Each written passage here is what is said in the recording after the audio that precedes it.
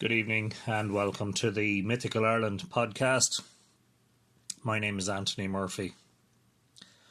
I'm sitting here in the warmth of my house, and outside it's been snowing on and off for the past 24 hours. So there's a storm has reached us, or is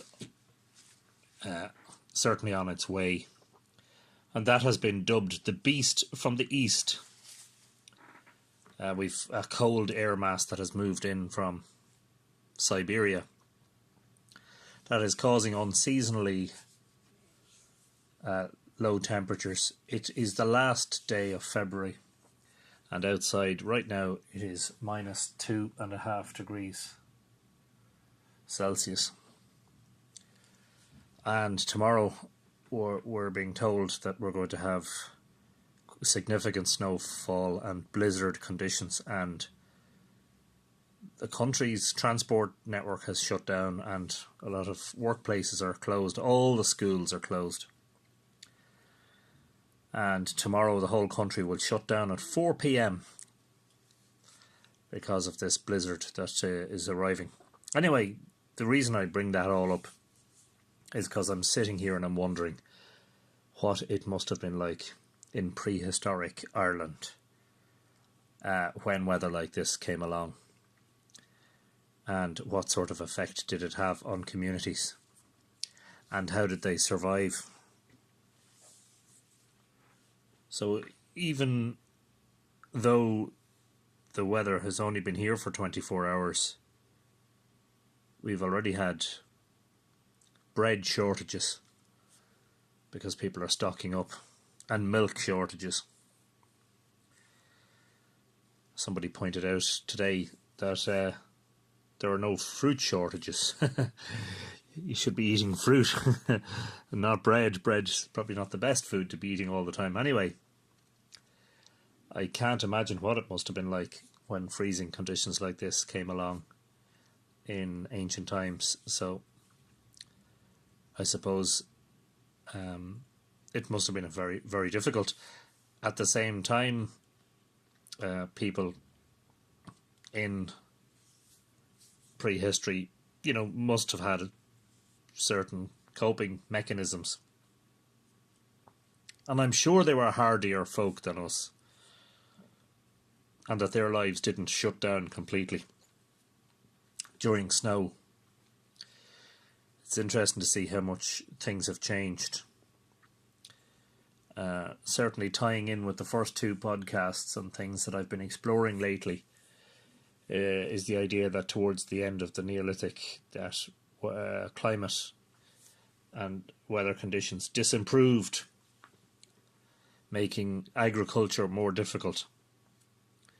And then there seems to have been a collapse of the Neolithic culture and people, and the later arrival of the Beaker people and Bronze Age technology seems to have brought about a fairly substantial change. Anyway, today, apart from the weather, which is as I say, very cold for the time of year, but not unprecedented. There were similar conditions. There were similar conditions in 1982, when serious blizzards disrupted the country. And for those who can remember, there was a very, very bad and late winter in 1947. It snowed from January in through February into March. And a lot of the rivers froze over. So I can imagine that there were times in the ancient past when people had serious challenges to their very existence. But anyway, we seem to be a resilient species. And we seem to get through these things. Tonight I'm going to talk about the myths and whether they perhaps might offer some insight into You know, the monuments, the mounds, the passage tombs, the chambered cairns, and their function. And this is based around a chapter of my latest book, Mythical Ireland, New Light on the Ancient Past. And it's a theme that I've explored for several years, and I don't like to reach definitive conclusions about things, as you probably know. I like to ask questions and to open things for exploration, and certainly this is an area that intrigues me greatly, as you will probably know from if you've been following my work, and indeed lately I mentioned that the invasion myths, and particularly the arrival of the Milesians to depose the Tuatha Dé Danann from power, could be a mythical memory of actual happenings, i.e. the displacement or replacement of the Neolithic genome with the Beaker or Bronze Age genome, and the fact that a lot of Irish people today are descended from Bronze Age people and not Neolithic people. A historian once told me, very matter-of-factly, that, quote-unquote, myths are just stories. As far as he was concerned, there were stories that were made up only for entertainment. In that mindset, myths are not metaphors, and they certainly don't contain detail about real history or any information, such as astronomical data. However, students of mythology know the truth is much more complex. Many myths are metaphorical. Some do refer to actual events. And there are stories that appear in certain interpretations to contain astronomical information. My own view is that myths should never be dismissed as mere stories. However, the truth is that in most cases we can only travel so far along the road of hypothesis and speculation, no matter how well grounded it might seem, because often we are unable to discern the true age of a myth or how it might have been altered by the voices of time. A further difficulty is that many of the myths in the medieval manuscripts were written by Christian monks, who in their zest for their own beliefs may have altered or enhanced the texts. And here is a quote from J.P. Mallory from In Search of the Irish Dreamtime. Much of the pagan mythology found in the Liber Gabála, for example, had passed through a biblical filter that did everything it could to link the ancient Irish with the Hebrews, short of turning them into a lost tribe. And of course, there are plenty of people today who think that the Irish are actually descended from the tribe of Dan, but you need to be very, very careful around that material. And especially around the material pertaining to the British Israelites, who have certain beliefs that are based largely upon particular interpretations of biblical passages, and it's all very, very highly subjective. Anyway, not to get mired in controversy, I will leave that just there. In Archaeology and Celtic Myth, which is a book, Emeritus Professor of Archaeology at the National University of Ireland, Galway, John Waddell, said that his book was an exploration, and that its central premises is that elements of pre-Christian Celtic myth preserved in medieval Irish literature shed light on older traditions, not just in Ireland, but elsewhere in Europe as well. In the case of Newgrange, Douth and Knowth, and the former two in particular, there are myths and folk tales that appear to offer a tantalising possibility, that they contain information about these sites and the function of these monuments that might go all the way back into deep prehistory. I will discuss some of these myths and folk beliefs in the context of possibility only, without drawing any definitive conclusions. I've written in several publications about the Venus connection at Newgrange. Joseph Campbell, writing in The Masks of God, Primitive Mythology, referred to a local story that suggested that at sunrise on one day in 8 years, the morning star rises and casts its beam into the chamber. This story was recounted, it would appear, before the excavation and restoration of Newgrange in the 1960s. Work which resulted in the leading archaeologist Michael O'Kelly witnessing, in 1967, the light from the winter solstice sun entering the chamber. Prior to the restoration, neither Sun nor Venus, nor any heavenly body for that matter, could be seen from the chamber because of the subsidence of the passage capstones during the 5 millennia since Newgrange was constructed. Cairn material slipped off the top and covered the curb and entrance, and I don't know, does that read right? Of particular intrigue is the fact that archaeologists maintain that Newgrange was sealed up within a few centuries of being built after cairn material slipped off the top and covered the curb and entrance, and its passage and chamber lay concealed for about 4 millennia, until local landowner Charles Campbell rediscovered the entrance in AD 1699. Another folk belief in the 1930s told how the Tuatha De Danann brought stones from the Mourne Mountains for the building of the mounds. During the excavations in the 1960s, it was indeed discovered that there were water-rolled granite cobbles at Newgrange, which had previously been hidden beneath the cairn slip.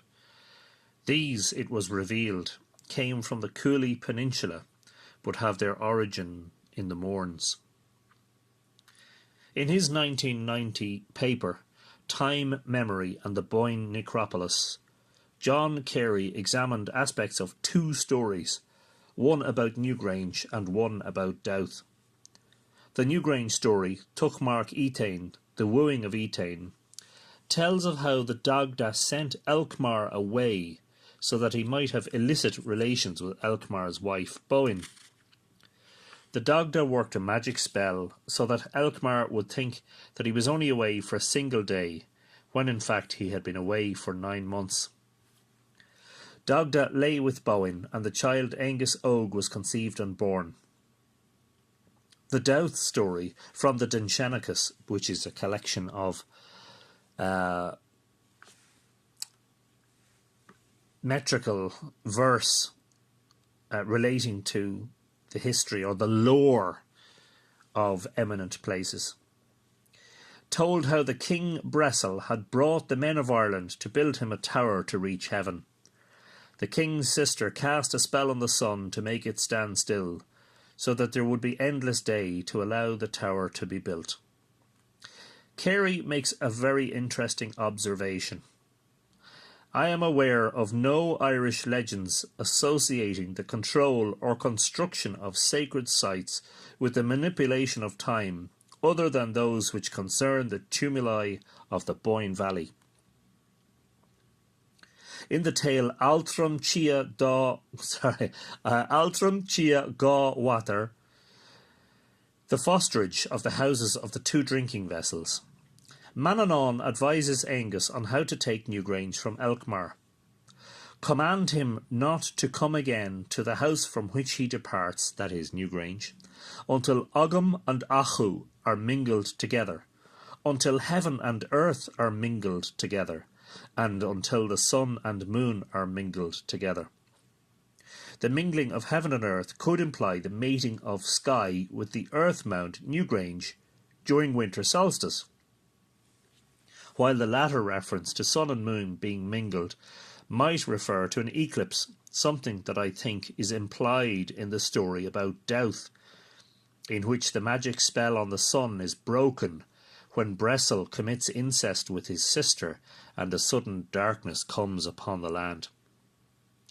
I have discussed at length the idea that the mound builders were competent astronomers whose knowledge of the complex movements of the moon, and by extension the predictable patterns of eclipses, were recorded in stone and inherent in the design of the monuments.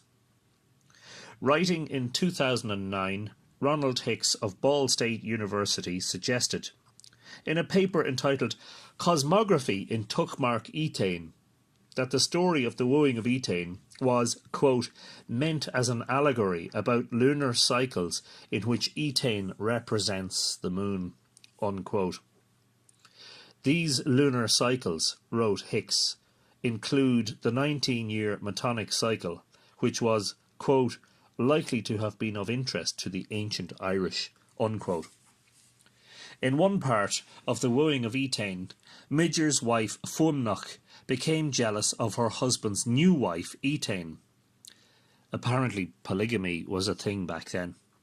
By magic, Fuamnach turned Ethane into a butterfly, some versions say a fly, and raised a storm that buffeted the butterfly around Ireland for 7 years. So there we go, speaking of weather. The poor butterfly was lashed around the place by the storm. The story continues. At last, however, a chance gust of wind blew her through a window of the fairy palace of Angus on the Boyne. The immortals cannot be hidden from each other, and Angus knew what she was. Unable to release her altogether from the spell of Fuamnach, he made a sunny bower for her, and planted round it all manner of choice and honey-laden flowers, on which she lived as long as she was with him, while in the secrecy of the night he restored her to her own form and enjoyed her love. Isn't it beautiful? There is only one window at Newgrange, the sky window or roof box as it is more commonly known. This aperture allows the sun to shine into the chamber on winter solstice. Perhaps the sunny bower is the chamber of Newgrange, illuminated by the rays of the rising sun on winter solstice. Hicks raises a further interesting possibility. Quote, 2 elements appear significant, that he drapes a scarlet or purple cloak about her, and that her colour returns to her at night. This sounds rather as though she, or at least her crystal bower, may be the moon when it appears in the sky during daylight hours. The comment about her colour returning to her certainly fits the moon's appearance at nightfall, when it has been in the sky during daylight hours. Ethane sometimes carries the epithet Ecria, meaning horse rider. Hicks draws attention to the fact that in Irish tradition the moon is sometimes called An Lár Bháin, meaning the white mare. This is especially fascinating in light of some of the folklore surrounding the Milky Way and how it associates with the moon. And that, my dear friends, is discussed in other parts of my book, Mythical Ireland, New Light on the Ancient Past. And I invite you to reference that or to read it if you would like to learn more. On the same subject of, whether myth records history, as it were, or historical detail, I summarised recently, in part because I wanted to try to learn it, actually. I summarised in a blog post the story called Altran Chia Gá Water, the houses of the fosterage of the houses of the 2 milking vessels. And while I was reading it, a couple of very interesting things cropped up. I do intend to deal with this in more detail in a forthcoming blog post. And my dear friends, it is just simply at this moment in time a matter of me finding the time to do that. Life is busy and there is a lot going on, and I have to try and find more time for this Mythical Ireland work. Anyway, I'm not going to retell the story here, but if you go to mythicalireland.com and you go to the mythology section, you'll see the story in summarised form there, and that's based on Lillian Duncan's translation. So in the near future, I would intend to dissect this story, and just to bring attention to certain elements of it that I find interesting. Anyway, just one of those in particular that sticks out at this moment in time is this section here where, Manannán is going to the brew, and Manannán proceeded to the bank of the Boyne of green waters. The excellent, bright She on Vroga, now that's Newgrange, was freshly strewn with rushes before Manannán, and Manannán came before the hosts to the fortress. And this was the account of the hall, i.e., a beautiful copper floor from door to door of that stronghold, and coverings with white bronze on its floors, and shapely compartments of silver over the floor coverings with beautiful key-shaped corners, with points with melodious birds over those corners. And it were no small entertainment for the High King, even though he got no ... So there's obviously sections that are missing or are untranslatable. He got no ... of feasting, but listening to the ... and merriment of the youths, and to the pleasure of the maidens over stately needlework, and the sound of chess being skilfully played. And the whole thing sounds like such a romantic episode, Manannán, who is, really in this story is presented sort of as the supreme high king of the Tuatha Dé Danann. What's interesting about that is that the Dagda is still, the chief god, as it were. But it's almost like in this story, Manannán seems to supersede Dagda in his eminence, even if he doesn't succeed or supersede him in rank. Another fascinating thing is that the story says that Bub Jarrag is made king by the men and Manannán. So it's a little bit contradictory, because clearly Manannán is, the supreme deity of the story, and doesn't have the same role. Dagda doesn't have the same role in the whole thing as he has in Tuckmark Etain. Anyway, back to this bit about the excellent, bright She on Vroga was freshly strewn with rushes. Well, the first thing is, I'm always intrigued by that word bright. Now, it's bright in brackets, and not being an Irish scholar and not having immediate access to the original Irish, I'm not sure why it is thus written. Excellent, bright. Excellent meaning bright. Eminent, maybe? I don't know. But I wonder if it's related to bright, as in the white-topped brew that is described. And this is before its collapse, which happened, curiously enough, around the time of the arrival of the Beaker people, around 2500 BC. Sometime between its construction and that time, Newgrange underwent a bit of a collapse, in which a lot of the cairn stones rolled out over the curbstones and covered up the entrance. And then, over time, it became overgrown. And one wonders how long it was remembered that it was once covered with white quartz, which was something that was mentioned in 1960 and dismissed out of hand by an archaeologist. And that forms another chapter in my book, actually. The archaeologist who unwisely dismissed the folklore of Newgrange, because before it was excavated, and because remember the white quartz was hidden under the cairn slip material. Before it was excavated, none of that white quartz could be seen at Newgrange. So for local folklore to recollect that it was once covered in white quartz is interesting, because one wonders just how long it had been since white quartz was visible on Newgrange. So if you go along with the archaeological model, as it were, the stones had been hidden for quite a long time, centuries and centuries, and maybe several thousand years.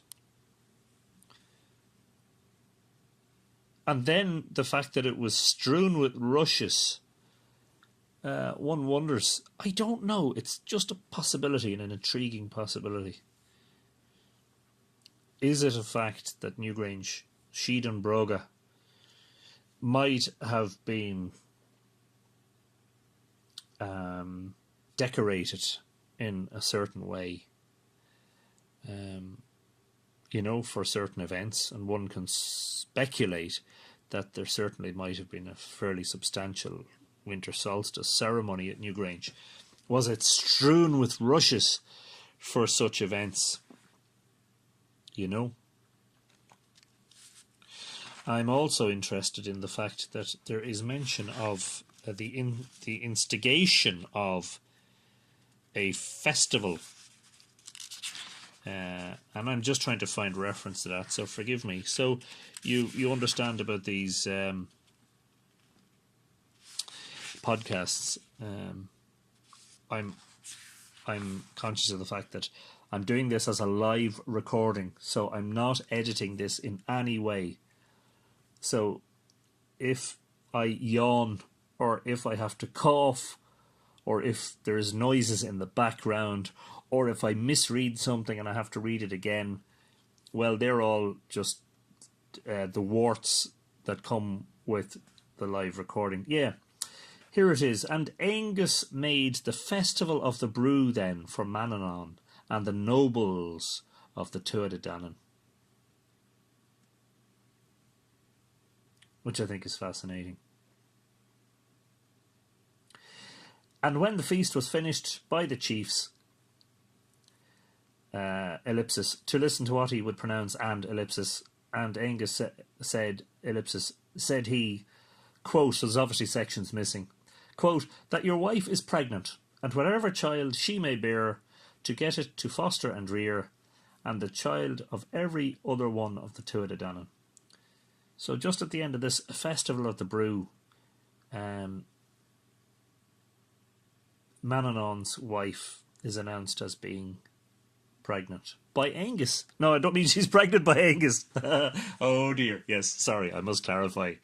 The announcement is made by Angus. Not that there weren't illicit relationships at Newgrange, but just not in this case. And eventually a daughter is born to Manannán, and she's called Kirkug, which means beehive.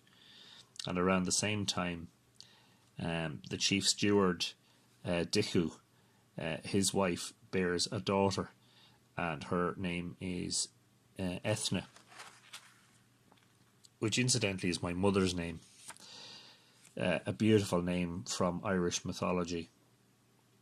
Anyway, in relation to the previous account of Manannán's arrival at Sheonbhróga, the copper floor and the white bronze and the compartments of silver, well, they're obviously, much later decorations, as it were, in the story, and probably pertain to the sort of metals that might have been available in medieval times when these stories were written down. I think this tale was in the Book of Fermoy. Pretty sure that's where this translation comes from.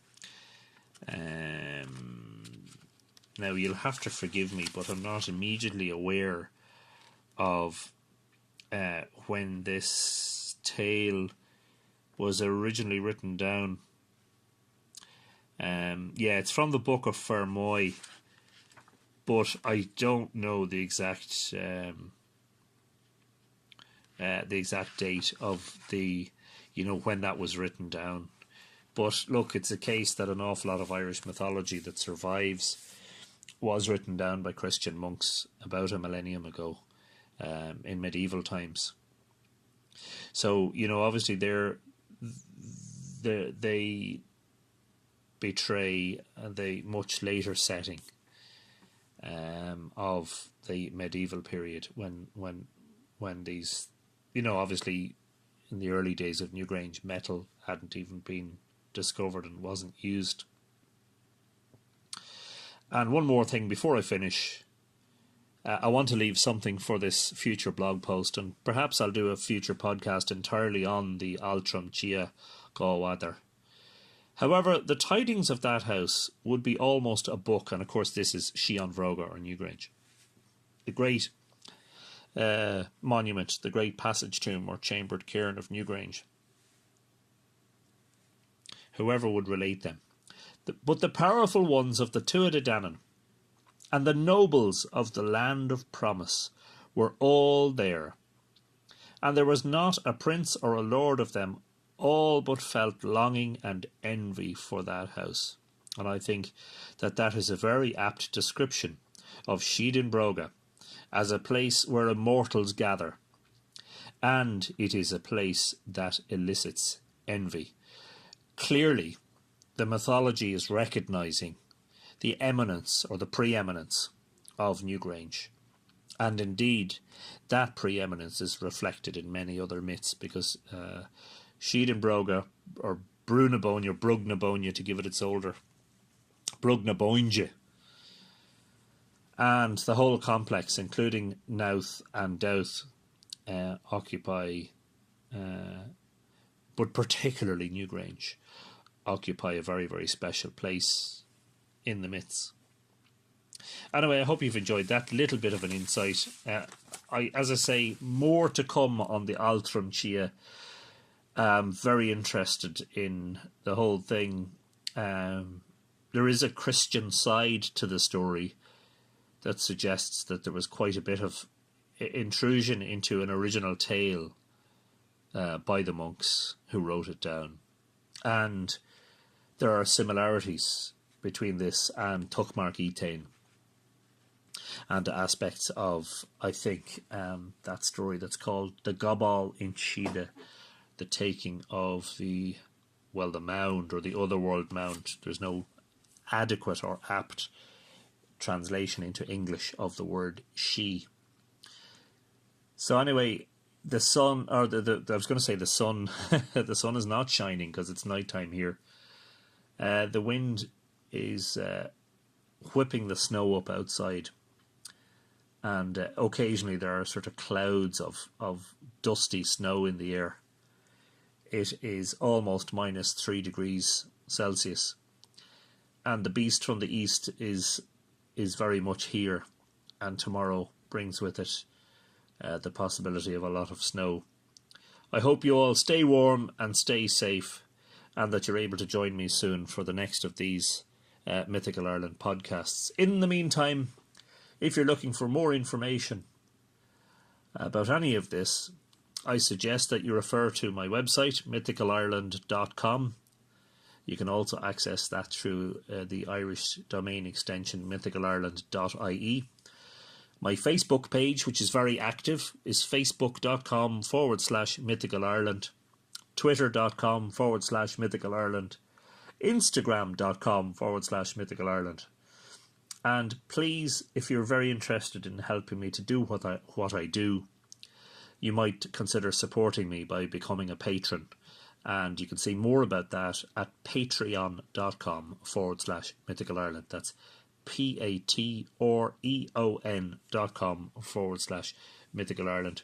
And don't forget, youtube.com/mythicalireland for all my videos and some of my podcasts. And well, all of my podcasts so far. This is the third one, and I hope to keep doing this. In the meantime, you all have a very good night, And all the best health to you and blessings from Mythical Ireland.